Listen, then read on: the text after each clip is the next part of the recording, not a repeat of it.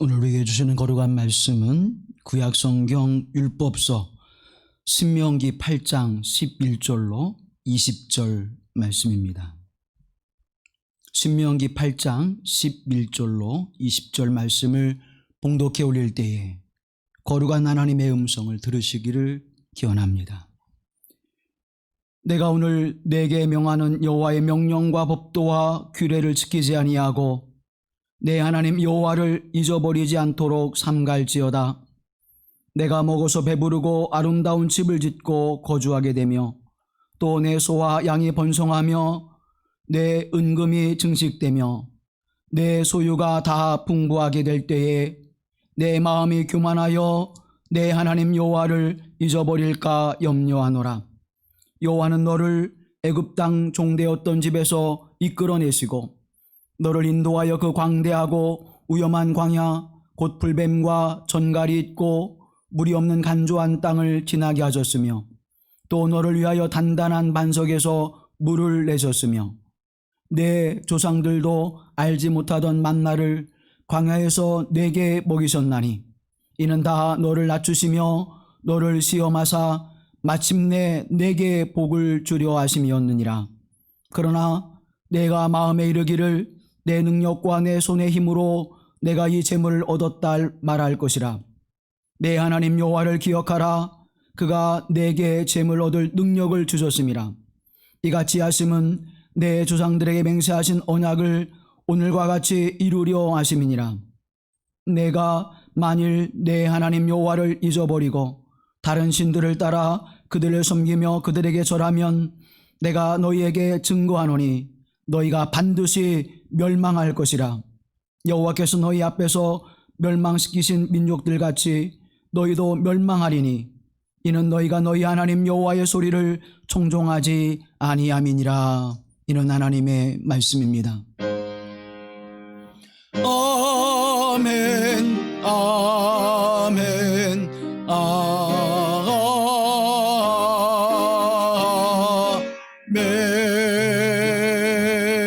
아멘. 우리 주 예수 그리스도의 풍성하신 은혜와 사랑이 우리 교회 공동체와 여러분 가운데 함께 하시기를 기원합니다.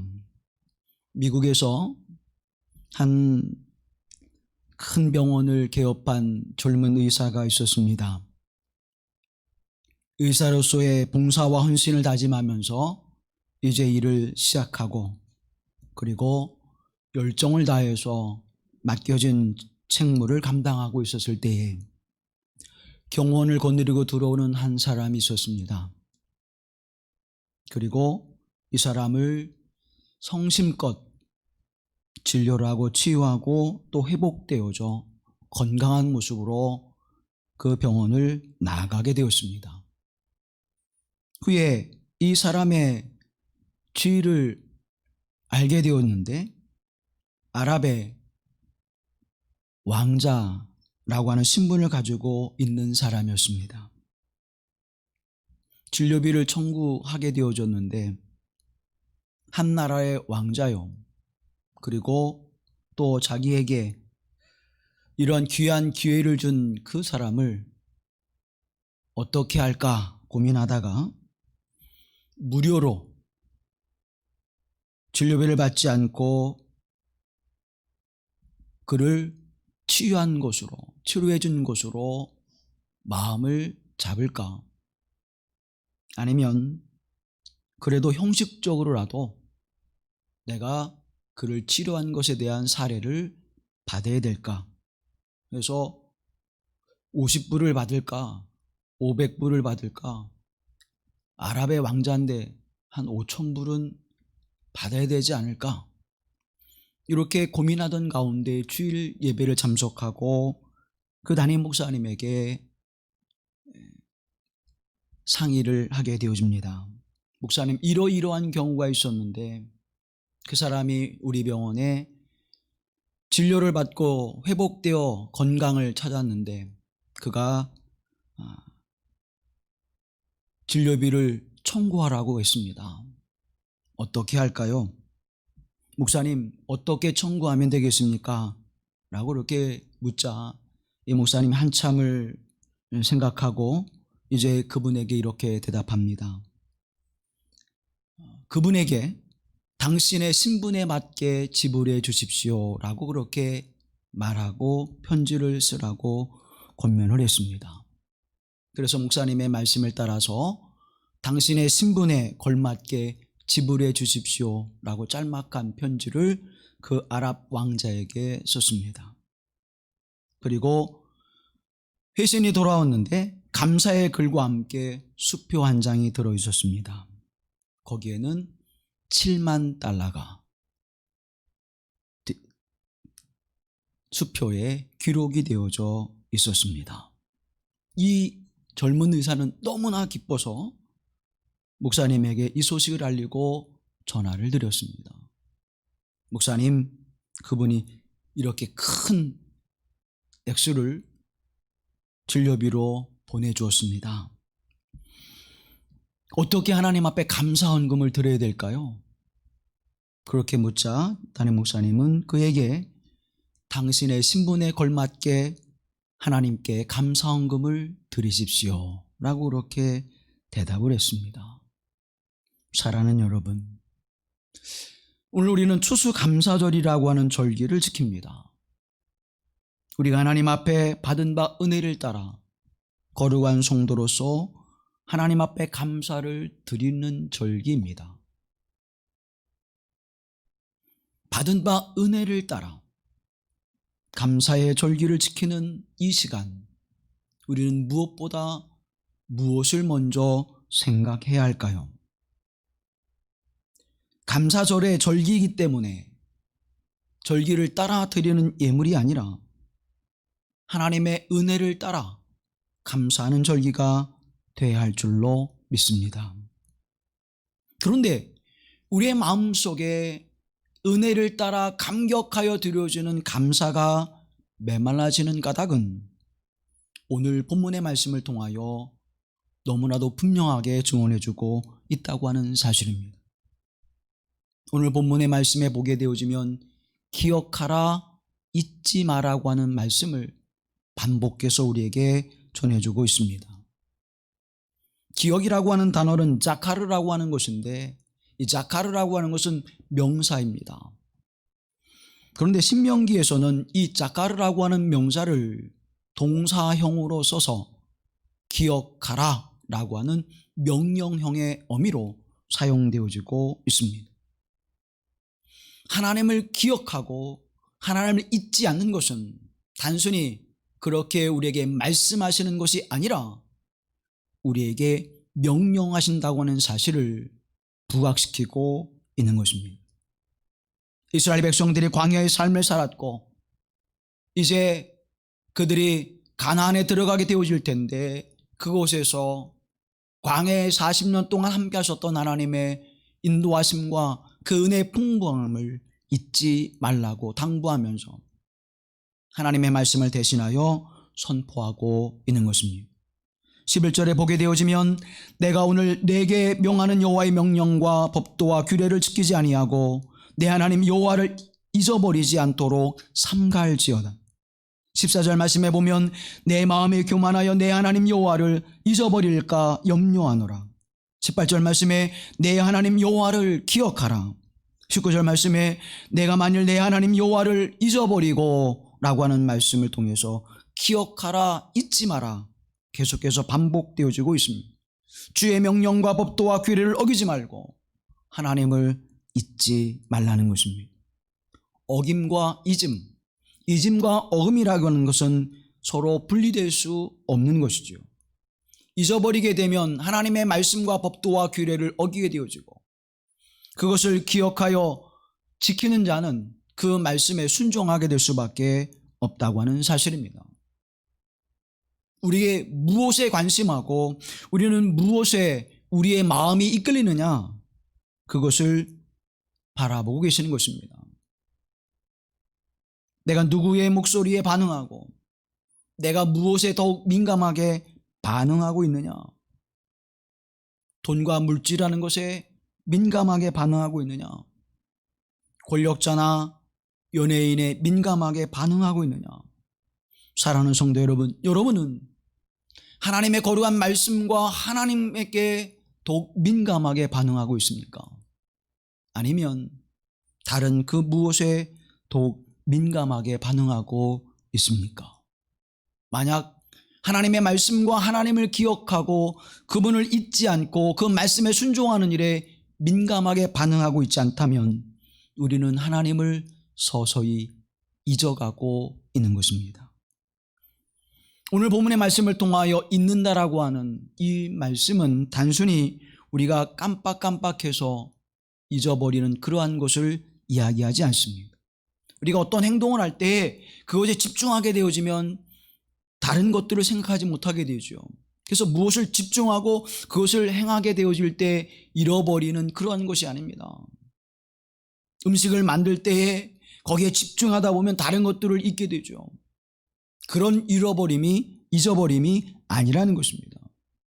두 번째는 이 잊음이라고 하는 것은 병리적인 현상을 말하지 않습니다. 정신적으로 문제가 되어서 잊어버리는 그러한 것과는 상관이 없는 것입니다. 오늘 본문의 말씀을 통하여 하나님을 잊음이라고 하는 것은 의도적으로, 의식적으로, 고의적으로 행하는 악함의 모습을 이야기하고 있는 것입니다. 하나님의 말씀 앞에 내가 의도적으로, 의식적으로 그 말씀을 받아들이지 않고 그 말씀을 거역하며 배반하는 행위, 그것을 잊음이라고 성경은 말하고 있는 것입니다. 그래서 성경은 이렇게 우리에게 말씀합니다. 하나님을 하나님을 잊어버리는 것은 바로 하나님을 무시하고 배척하는 일이라고 말씀하고 있습니다. 신명기 32장 18절 말씀해 보면 너를 낳은 반석을 내가 상관하지 아니하고 너를 내신 하나님을 내가 잊었도다. 상관하지 아니한다라고 하는 것은 무시해버렸다는 거예요. 우리에게 생명을 주신 하나님, 우리에게 이 땅에 존재하게 하신 하나님, 그 하나님을 너는 잊어버렸다는 것입니다. 무시해버렸다는 것이죠. 이사야서 17장 10절 말씀 이하를 바라보게 되어지면 이는 내가 내 하나님 구원의 하나님을 잊어버리며 내 능력의 반석을 마음에 두지 아니한 까닭이라. 하나님을 마음에 두지 않았다는 것입니다.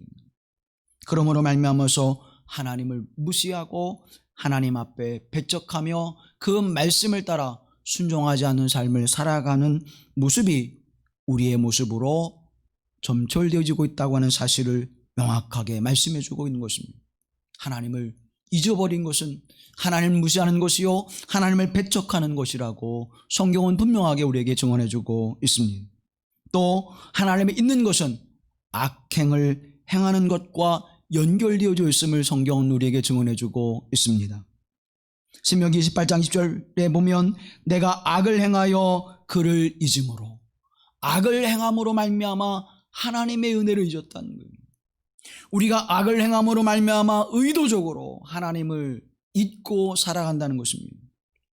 사사기 3장 7절 말씀에 바라보면 이스라엘 자손이 여호와의 목전에 악을 행하여 자기들이 하나님 여호와를 잊어버리고 바알들과 아세라들을 섬긴지라. 에스겔 22장에 보면 내 가운데 피를 흘리려고 뇌물을 받는 자도 있었으면 내가 변전과 이식을 취하였으며 이를 탐하여 이웃에게 토색하였으며 나를 잊어버렸도다. 나 주 여호와의 말이니라. 우상을 숭배하는 일로, 악을 행하는 것은 악을 행하는 것으로 그치는 것이 아니라 그 악을 행함으로 잊어버린 하나님의 자리에 우상을 숭배하고 우상을 섬기는 자가 되어져 이제는 변절자의 삶을 살아가며 악을 행하는 자가 되어진다고 하는 사실, 하나님을 무시하고 하나님을 배척하고 하나님 앞에 고의적인 악을 행함으로 말미암아 우상을 숭배하는 자로 세워지는 그 삶의 모습이 바로 하나님을 잊어버린 자의 삶의 모습이요 하나님의 말씀을 기억하지 않는 자의 삶의 모습이라고 성경은 우리에게 증언해주고 있습니다. 여기에는 감사도 감격도 하나님의 은혜를 생각하는 마음도 존재할 수가 없는 것입니다. 그러면 왜 하나님을 잊음으로 말미암아 우리가 그렇게 서서히 하나님의 잊음의 자리로 나아가게 되어질까요?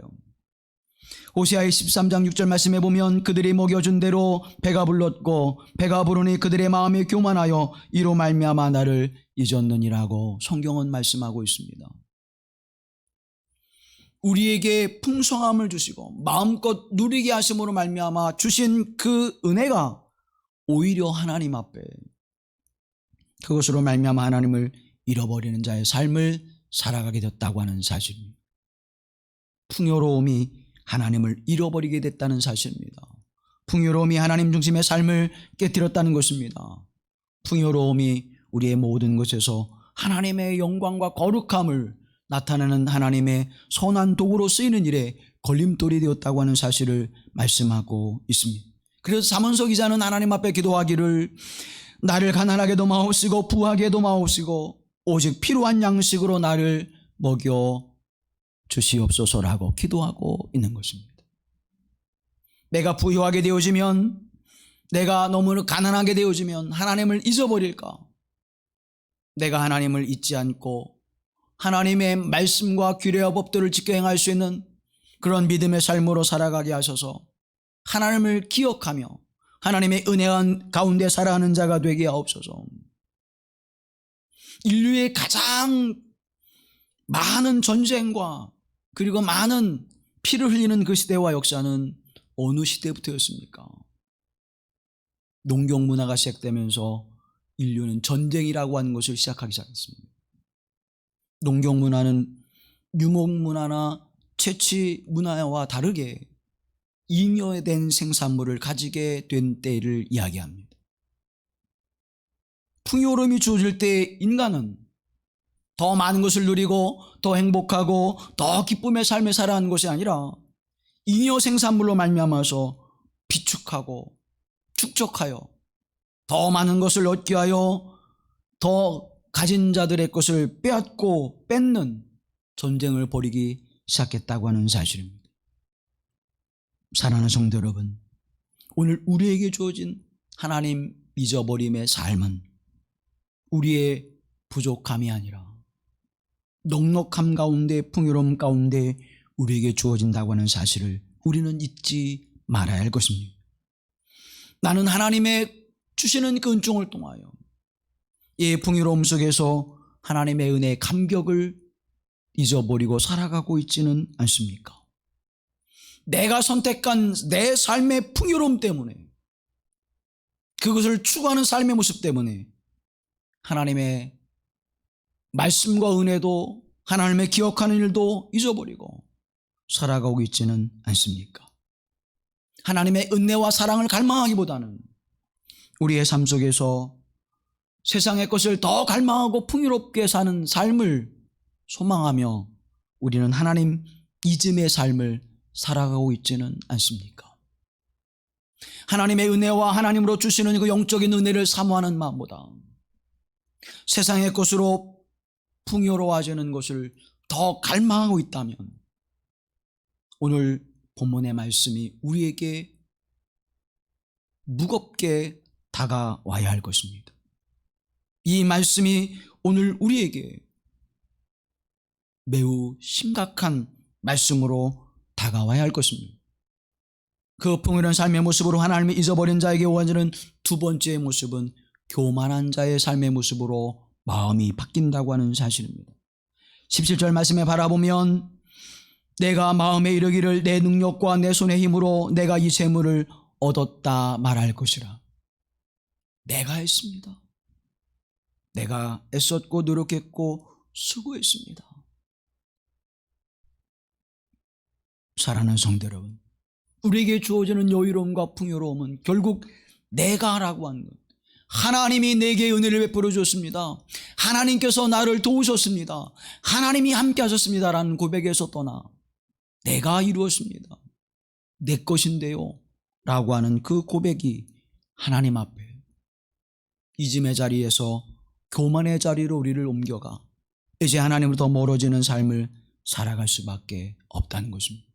이제는 놀라운 하나님의 은혜의 경험도, 이제는 하나님 앞에 감격하는 감사의 모습도 사라져버리고 은혜는 점점 사라져 육신의 모습만이 남게 되어진다고 하는 사실입니다.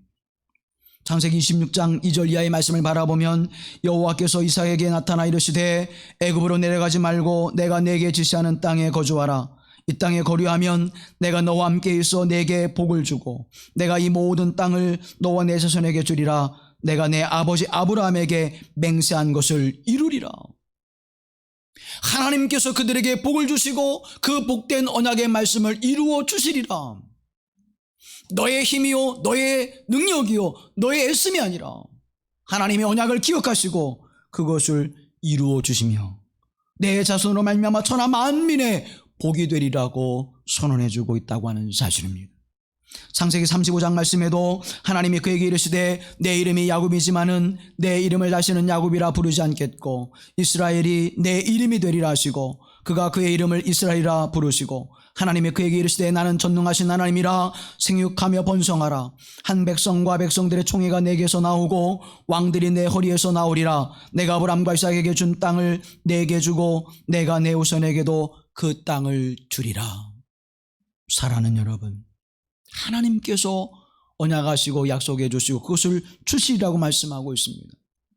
이스라엘 백성들이 애굽에서 가나안 땅으로 나아가게 되어진 까닭도 하나님의 그들과 세우신 언약을 기억하시고 그들의 신음소리를 들으시고 애굽의 압제와 고난 가운데서 그들을 불러내셔서 자유와 해방을 주시고 그들이 살아갈 수 있는 삶의 터전을 허락하신 것은 하나님의 손길이었고 하나님의 언약을 지키시는 하나님의 신실한 모습이었음을 우리는 기억하고 있습니다. 신실하신 하나님, 그래서 언약을 지키시는 하나님, 그 언약을 붙잡고 믿음에 서는 이들에게 그 언약의 복을 누리게 하신 하나님, 그 하나님이 여호와 하나님인 것을 믿습니다.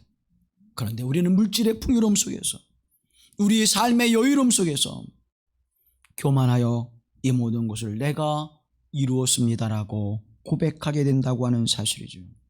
이 교만이라고 하는 라틴어가 수베르비아라고 하는 것인데 이 수베르비아라고 하는 것은 자신을 실제보다 크게 여긴다는 뜻이에요. 나는 일이라고 하는 것을 했는데 생각하기에는 나는 10 아니 그 이상을 했다라고 생각하는 것, 그것이 바로 교만한 사람의 특징이라고 성경은 이야기하는 것입니다. 사도 바울은 그와 같은 이들에게 이렇게 말씀합니다. 빌립보서 2장에서 무슨 일을 하든지 경쟁심이나 허용으로 하지 말고 겸손한 마음으로 하고 자기보다 남을 낮게 여기십시오라고 권면하고 있습니다. 교만한 마음은 하나님을 잊게 만듭니다. 교만한 마음은 하나님을 앞세우지 아니하고 자신을 앞세우게 됩니다. 교만한 마음은 하나님의 은혜를 잊어버리고 하나님의 은혜 앞에 감사하며 감격하는 삶의 모습을 잊게 만들어버려 영원한 피폐와 허망함과 절망함 속에 살아가게 되어지고 그 하나님 앞에 우리는 죄악을 범할 수밖에 없는 길로 가게 되어 결국 우상 숭배의 자리에 머물게 되어진다고 하는 사실이죠. 이사야서 3장 7절 이하에서 말씀하고 있는 것처럼 하나님을 잊어버리고 바알들과 아사라들을 섬기는 우상의 자리에 우리가 놓이게 된다고 하는 사실을 성경은 분명하게 증언해주고 있습니다. 그런데 그 결론적인 삶의 모습은, 그 열매의 삶의 모습은 성경은 무엇이라고 우리에게 말씀하고 있습니까? 사랑하는 여러분, 이 모든 과정을 걷게 하시는 것은, 우리가 하나님을 잊어버리지 아니하게 하시고 하나님을 기억하게 하시고자 하시는 것은 하나님께서 우리에게 복된 삶을 주고자 하시는 줄로 믿습니다. 왜 하나님께서 이스라엘 민족을 광야에서 하필이면 광야로 인도하셨을까요? 빠른 이들 인도하면 어린아이와 여인들도 일주일에서 10일이면 젖과 꿀이는 땅에 들어갈 수 있는데 왜 하나님께서 가나안 땅에 이르게 하실 때 광야로 인도하셨을까요?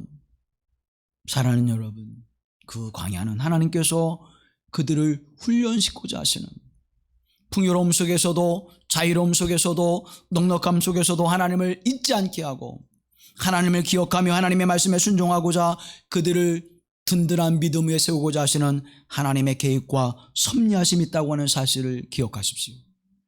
오늘 고단한 인생을 살아가고 있다면, 오늘 내가 원하는 그 삶의 모습이 내게 이루어지지 않는다고 우리는 불평할 이유가 없는 것입니다.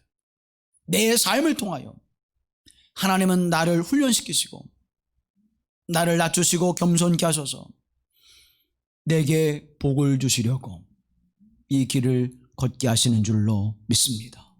이는 다 너를 낮추시며 너를 시험하사 마침내 내게 복을 주시려 하심이라고 성경은 우리에게 분명하게 말씀해 주고 있는 것입니다. 여러분, 하나님은 어떤 분이십니까? 하나님은 은혜의 하나님이십니다. 종살이하던 이스라엘 백성들을 이끌어내신 하나님이십니다. 억압과 핍박 속에 있었던 그 백성들을 이끌어내셔서 사람다운 삶의 모습을 살아가도록 은혜를 베푸신 하나님이십니다. 자유함을 주신 하나님이십니다.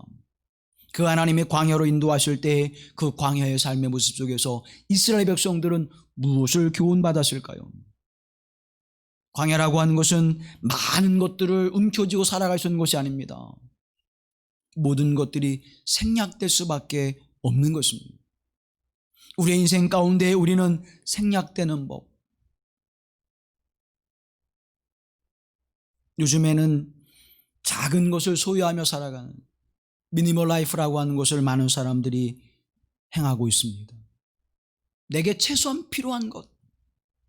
광야라고 하는 것은 그것이 필요한 것인데 우리는 많은 것들을 움켜 잡으려고 하죠. 또한 광야라고 하는 것은 하나님의 은혜로 공급되어지는 것입니다. 필요한 것들을 그때 만나러 먹여주시고 말씀에 순종할 때 그들을 배부르게 하시고 말씀에 순종할 때 그들에게 매출하기를 주시고 목이 마를 때에 그들에게 물을 공급해 주시고 쉼이 필요할 때에 나무 그늘을 주셔서 쉬게 하신 하나님의 은혜가 임하는 것, 그것이 광야의 삶의 모습이었다고 하는 사실입니다. 다시 말하면 하나님께서 공급해 주신 은혜이기 때문에 그 어떠한 것에서도 염려하지 않고 근심하지 않고 두려워하지 않고 불안하지 않을 수 있다는 것입니다. 사랑하는 성도 여러분, 내가 물이 부족한 가운데 내가 그것을 해결하려고 한다면 광야에서 우리는 수없는 길을 오아시스를 찾아 헤매야 할 것입니다. 그러나 하나님이 하실 때에는 바위를 쳐서 생수를 솟게 하시는 은혜를 베풀어 주시는 것입니다. 고기가 먹고 싶을 때에는 그 메추라기를 그곳으로 불러들여 그곳에 떨어지게 하시는 것이 하나님의 은혜인 것입니다. 사랑하는 성도 여러분, 우리의 삶의 환경이 어떻든 우리는 그것에 원망하거나 불평할 이유가 없다는 사실입니다. 애굽에서든 광야에서든 가나안에서든 하나님이 우리와 함께 하시고 하나님을 향하여 우리의 신실한 믿음을 지키고 하나님을 믿지 않고 하나님을 기억하게 되어질 때 하나님 우리에게 필요한 것을 공급해 주시는 하나님이신 것입니다. 위험한 곳에서 아름다운 곳을 바라보게 하신 하나님, 메마른 곳에서 넉넉함을 소유하게 하시는 하나님, 그 하나님이 바로 우리가 믿는 하나님입니다. 이 하나님을 잊고 그 하나님 앞에 순종하여 믿음으로 살아가지 않게 되어질 때 오늘 우리에게 주어지는 신앙의 모습은 어떠한 모습으로 나타나고 있습니까?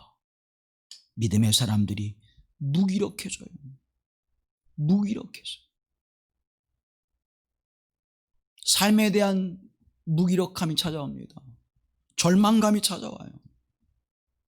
또한 빛과 소금이 되는 삶을 살아내지 못합니다. 강인한 믿음의 역사가 없어요.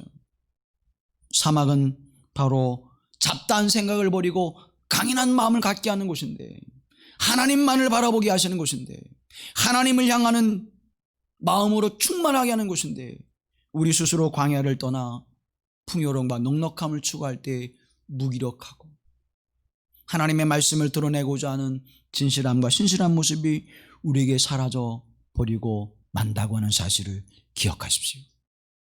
사랑하는 성도 여러분, 여러분은 복을 받은 사람입니다. 우리는 복을 받은 사람이에요. 무엇의 복을 받았습니까? 전 세계 3분의 1은 신약이든 구약이든 성경책을 보고 싶어도 보지 못하는 사람들이 이 땅에 여전히 존재하고 있다는 사실입니다. 그런데 우리는 성경을 마음껏 볼 수 있어요. 복받은 사람이죠. 하루를 잘 자고 일어났습니다. 하루를 잘 지내지 못하는 사람들이 하루에 전 세계 16만 명.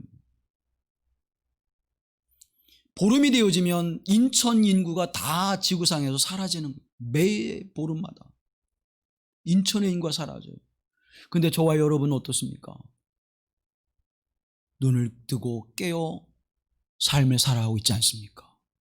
복받은 사람이잖아요. 전 세계 5억의 인구가 전쟁과 테러에서 극한 고통을 당하고 있습니다. 그러나 저와 여러분은 지금 편안한 일상의 삶을 살아가고 있지 않습니까? 전 세계 인구의 30억 명은 체포와 구금으로 인하여 예배당에 가고 싶어도 가지 못하는 삶을 살아가고 있습니다. 복받은 사람 아닙니까? 사랑하는 여러분, 우린 집에 돌아가면 냉장고에 쉬지 말라고 여러 가지 음식을 두고 살아갑니다. 옷장에는 옷이 있습니다. 사계절 입을 옷이 다 있어요. 이렇게 냉장고와 옷장을 가지고 살아가는 사람이 전 세계에 얼마나 될까요? 불과 35%만이 냉장고의 혜택을 받고 옷장의 혜택을 받으며 살아간다는 것입니다. 나머지 75%는 그런 혜택을 받고 살아가지 못하고 있다는 사실입니다. 사랑하는 여러분, 여러분 지금 지갑을 가지고 계시면 그 지갑에 얼마의 용돈을 넣고 있습니까? 여러분에겐 통장이 아마 있을 거예요. 그 통장에는 많든 적든 얼마간에 저축되어진 돈이 있을 것입니다. 이렇게 지갑에 얼마의 용돈과 저축할 수 있는 그런 삶을 살아가는 사람이 이 땅에 얼마나 존재할까요? 전 인류의 8%만이 저축하고 자신의 지갑에 자기가 쓸 용돈을 두고 살아간다고 하는 것입니다. 저와 여러분 복받은 사람 아닙니까? 우리는 지금 환하게 전기불을 켜놓고 살아가고 있습니다. 이 전기 혜택을 받는 사람이 이 땅에 얼마나 존재할까요? 전기 혜택을 받지 못하는 인구가 20억이 넘는다고 하는 사실을 우리는 기억해야 할 것입니다. 마음껏 물을 마시지 못하는 사람들이 10억이 넘는다고 하는 사실을 우리는 기억해야 할 것입니다.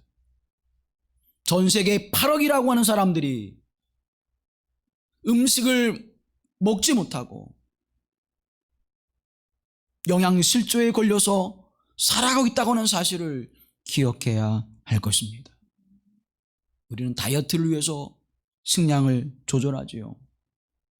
인류의 8억은 먹을 것이 없어서 그저 몇 끼니를 굶고 있다고 하는 현실을 우리는 기억해야 할 것입니다.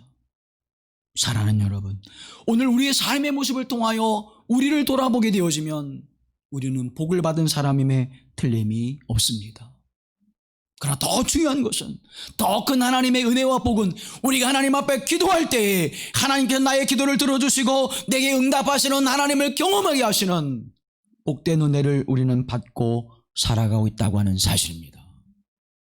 더 나아가 하나님 우리에게 죄를 용서해 주시고 구원과 영원한 생명을 보장해 주시는 은혜를 우리가 살아가고 있습니다. 우리는 복받은 사람 아닙니까? 사랑하는 성도 여러분, 이 하나님의 은혜와 은총 가운데 우리는 살아가고 있습니다. 이 모든 것이 하나님의 은혜요, 하나님의 은총 가운데 우리에게 주어진 복된 삶의 모습임을 분명히 성경은 우리에게 증언해주고 있다고 하는 사실입니다. 너를 훈련시키고 시험하는 것은 내게 복을 주시기 위함이라고 하나님은 우리에게 말씀하고 있습니다. 이 하나님을 잊지 말라는 것입니다. 이 하나님의 말씀을 거역하지 말라는 것입니다. 만약 이 하나님의 말씀을 잊고 이 하나님을 잊어버리게 되어질 때에 와지는 그 열매는 너무나도 분명합니다. 19절 말씀에 내가 만일 내 하나님 여호와를 잊어버리고 다른 신들을 따라 그들을 섬기며 그들에게 절하면 내가 너에게 증언하노니 너희가 반드시 멸망할 것이라고 말씀합니다. 사랑하는 여러분, 우리의 삶 속에 하나님을 잊어버리는 삶의 모습은 멸망과 하나님의 심판이라는 것입니다. 내가 무엇을 해야 될 그 사명을 잃어버릴 수밖에 없는 삶을 살아갈 수밖에 없다는 사실이지요. 오늘 우리에게 있어서 하나님 앞에 주어지는 이 거룩한 은혜 안에 살아가는 이 삶의 모습은 어떠한 삶의 모습입니까? 하나님이 잊지 않게 하시는 것은 하나님께서 우리를 복되게 하시기 위하여 하나님을 기억하고 하나님의 말씀을 따라 순종하여 믿음으로 살아가라고 하나님 잊지 말라고 말씀하시는 것은 저와 여러분을 복되게 하시기 위하여 거룩하신 하나님의 은총을 우리에게 베풀어 주시는 줄로 믿는 것입니다. 심리학자이면서 경제학상을 받은 분이 있는데 데니얼 카너만이라고 하는 분입니다. 이분이 생각에 관한 생각이라고 하는 책에서 이렇게 이야기합니다. 성공하는 기업의 경영 전략과 최고 경영자의 능력, 또 기업의 문화가 세상 가운데 막대한 영향을 끼칠 것이라고 생각한다는 것입니다. 그렇죠? 삼성, 온갖 불법을 행하면서도 삼성이 무너지면 나라가 무너진다고 생각하죠. 미국도 마찬가지입니다. 중국도 마찬가지예요. 영공이나 불란서도 마찬가지입니다. 그런데 이 데니얼 카너만은 이렇게 얘기합니다. 그들의 기업이 총수나 전문 경영으로 말미암아서 엄청난 영향력을 끼칠 것이라고 생각하는데 전혀 그렇지 않다는 거예요. 그 기업이 설 수 있는 것은 수많은 변수가 있다는 것입니다. 그것에 충성스럽게 일하는 직원들이 있고요. 그 기업을 지키고자 하는 국민들의 힘이 있고요. 그 기업을 돕고자 하는 정부의 정책이 있고요. 여러 가지의 변수에 따라서 그 결과들이 만들어지는 것이지 그 기업의 총수나 그 기업의 경영 능력이나 그 기업의 기업 문화가 전 세계와 나라에 영향을 끼치지 않는다는 거예요. 제 얘기가 아니에요. 노벨 경제학상을 받은 데니얼 카너만이라고 하는 사람, 생각에 관한 생각이라고 하는 책을 여러분이 읽어보십시오. 그렇게 이야기하고 있습니다. 거기 한 예를 들어요. 오딘이라고 하는 사람이 개인 증권 회사의 사람들이 1만 개의 계좌를 분석해냅니다. 16만 3천 개의 주식 투자한 것을 분석해서 보니까 전문적인 분석을 해서 그 성과를 얻은 사람이 3.2%밖에 되지 않아요. 그냥 전문적인 경험이 없이 그냥 투자한 사람과 전문적인 지식을 가지고 투자한 사람과의 그 차이가 3.2%밖에 되지 않는다는 거예요. 그리고 그 3.2% 가운데에서도 자신의 지식과 기술, 주식에 대한 기술로 그것에 성공한 사람은 0.01%밖에 되지 않는다는 것입니다.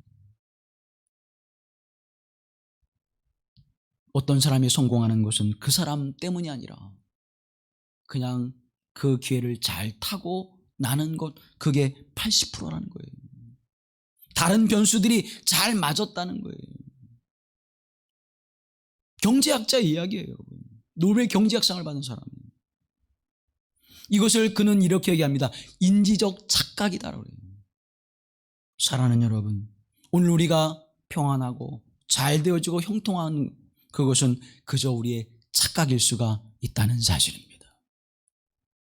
우리 그렇지요. 운전하는 분들 보면 나는 운전을 좀 조심해야 되겠어 이렇게 말하는 분은 거의 없어요. 90%가 나는 운전을 너무 잘하고 있는데 다른 사람이 운전을 거칠게 해서 내가 가끔 위험을 당한다고. 우리 그렇게 생각합니다. 90% 마치 그런 거예요. 사랑하는 성도 여러분, 다니엘을 기억해 보십시오. 다니엘은 그가 바벨론에서 자신의 그 지위와 명예를 가지고 충분히 살아갈 수 있는 사람이었습니다. 그런데 왕의 조서가 내리죠. 임금의 신상 외에는, 임금의 용상 외에는 다른 어떤 곳을 섬기면 죽으리라고 하는 조서가 내렸음에도 집으로 돌아와 그는 문을 열고 예루살렘을 향하여 하나님 앞에 무릎을 꿇고 감사의 기도를 드립니다. 사랑하는 여러분, 오늘 우리의 삶 속에 무엇을 보장받고 싶습니까? 만약 지금 현재의 삶 속에서 우리에게 주어지는 풍요로움과 넉넉함과 우리에게 주어지는 여유로움을 누리길 원했다면 다니엘은 그렇게 하지 않았을 것입니다. 그리 아니하실지라도 살아계신 하나님, 신실하신 하나님을 믿고 그 하나님을 바라볼 때에 하나님은 다니엘의 삶과 인생을 책임져 주시고 그를 통하여 하나님의 영광을 드러내게 하신 줄로 믿습니다. 사랑하는 여러분, 만나를 주목해 보십시오. 만나를 거둘 때에 어떤 모습이 있었습니까? 만나는 하나님으로부터 공급되어지는 것이었습니다. 많이 거둔 자도 적게 거둔 자도 남지 않게 하셨어요. 그러나 그것을 다음 날까지 쌓아둔 자는 벌레가 먹어서 그것을 사용할 수 없게 만드셨습니다. 미래의 희망은 하나님께 있다는 것입니다. 내일의 소망은 하나님께 있다는 것입니다. 그 하나님은 누구의 하나님이십니까? 오늘 본문의 말씀에 바라보면 특별히 오늘 본문의 말씀에 나오는 단어 가운데 내 하나님 여호와, 너희 하나님 여호와, 이 말씀을 계속해서 우리에게 주고 있는 것을 보게 되어집니다. 당신의 하나님이라는 거예요. 너희 하나님, 나의 하나님이라는 것입니다. 칼바르트는 그의 신학을 정리하면서 이제 마지막 강연에 복음주의에 관한 강연을 하면서 복음주의 신학 입문이라고 하는 그 강연의 강의록을 정리한 책에서 이렇게 이야기합니다. 하나님은 우리가 하나님을 말할 때 3인칭으로 말하여서 그분이라고 말하고 있지만 하나님은 본래 2인칭으로 말해야 된다는 거예요. 2인칭으로. 너의 하나님. 3인칭으로 말하게 되면 너와 나와 너 사이에서 그 하나님은 멀리 있는 하나님, 관계없는 하나님처럼 우리가 생각하게 된다는 것이에요. 하나님을 말할 때에는 2인칭으로 너의 하나님이, 상대방은 저에게 너의 하나님이라고 말해야 된다는 것입니다. 그래서 그는 이렇게 그의 책에서 기술합니다. 신학 작업은 정말 진실하게 예전 행위의 행태에서 하나님의 부르심과 그를 향한 기도로서 실행되어야 한다라고 말하고 있습니다. 이 말은 뭐냐면 교회 예배를 참여하고 거기에서 기도를 드리고 공동의 찬양과 영광을 돌리는, 그리고 하나님의 말씀을 듣고 부르심에 응답하는 이 모든 삶의 모습이 어느 특정한 그러한 곳에 주어지는 것이 아니라 그곳에 참여한 본인, 실존적인 삶을 살아가는 그 사람에게 이 모든 것이 고백되어지고 이루어진다고 하는 것을 말씀하고 있는 것입니다. 사랑하는 성도 여러분, 오늘 우리가 하나님의 거룩한 말씀, 그 하나님, 오늘 이 말씀을 주시는 하나님은 나를 잊지 말고 내 말을 지키라고 하는 이 말씀의 주인 되신 분은 하나님이신데, 그 하나님은 누구의 하나님이냐? 나의 하나님, 나의 하나님으로 고백할 수 있게 되기를 주님의 이름으로 축원합니다.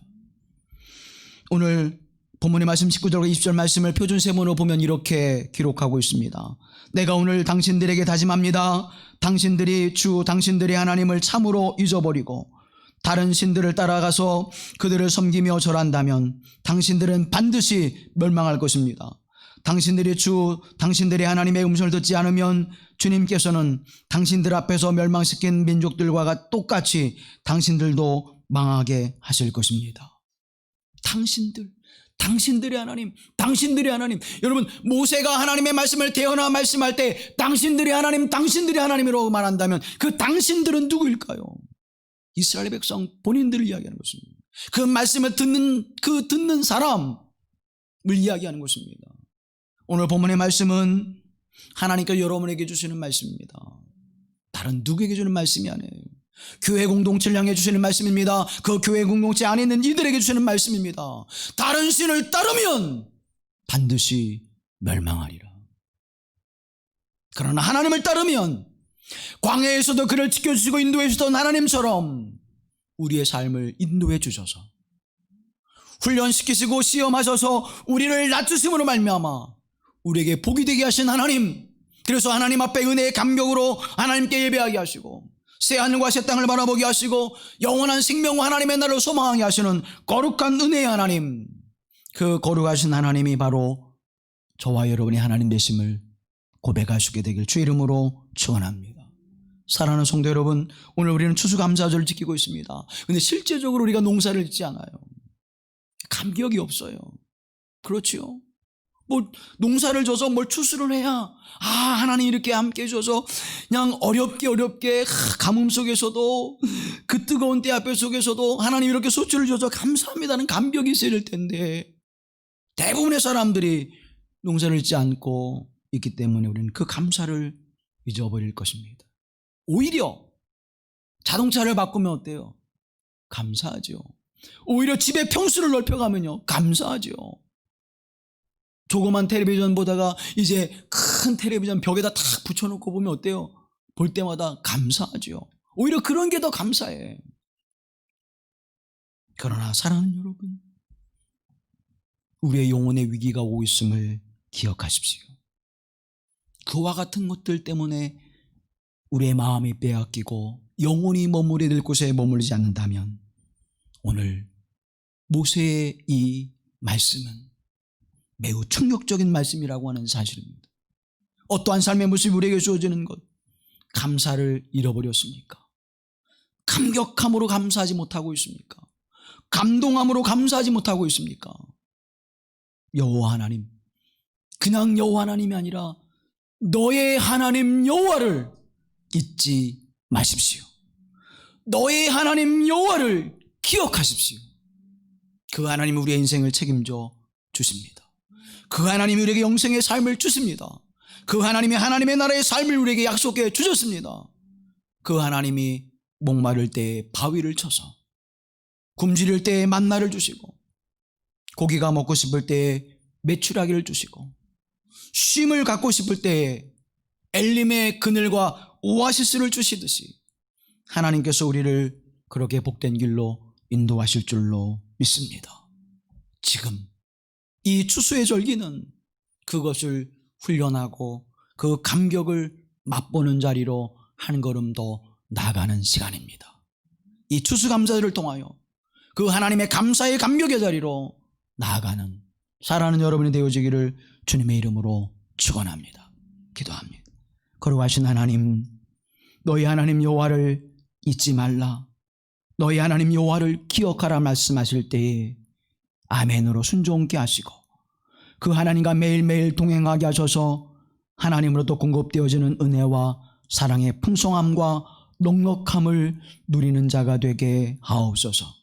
세상을 바라보고 세상을 향하여 하나님을 잊어버림으로 말미암아 우리의 삶 속에 절망과 좌절과 무기력함의 인생이 되지 않게 하시고, 여호와 하나님의 그 은혜로 말미암아 하나님이 공급하시는 하나님의 은총으로 말미암아 더 풍성하고 놀라운 삶을 살아가게 하옵시고, 그 하나님 앞에 감격하여 예배하는 시간이 우리에게 더욱 많아지게 하옵소서.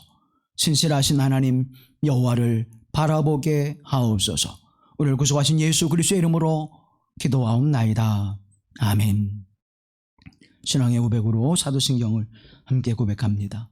전능하사 천지를 만드신 하나님 아버지를 내가 믿사오며 그 외아들 우리 주 예수 그리스도를 믿사오니 이는 성령으로 잉태하사 동정녀 마리아에게 나시고 본디오 빌라도에게 고난을 받으사 십자가에 못 박혀 죽으시고 장사한 지 사흘 만에 죽은 자 가운데서 다시 살아나시며 하늘에 오르사 전능하신 하나님 우편에 앉아 계시다가 저리로서 산자와 죽은 자를 심판하러 오시리라. 성령을 믿사오며 거룩한 공회와 성도가 서로 교통하는 것과 죄를 사하여 주시는 것과 몸이 다시 사는 것과 영원히 사는 것을 믿사옵나이다. 아멘.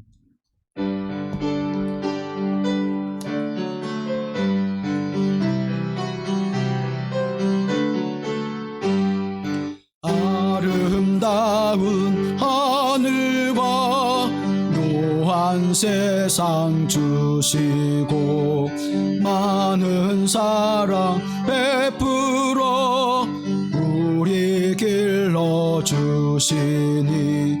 우리 주님 예수께 감사 찬송합니다. 산과 들의 조목을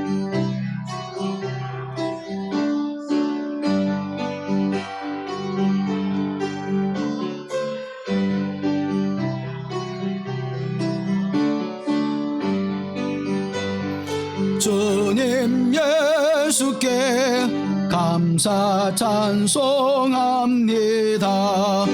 눈과 귀를 밝히사 마음과 뜻이 합하고 신기하게 움직여 묘한 조화 이루니 우리 주님 예수께 감사 찬송합니다.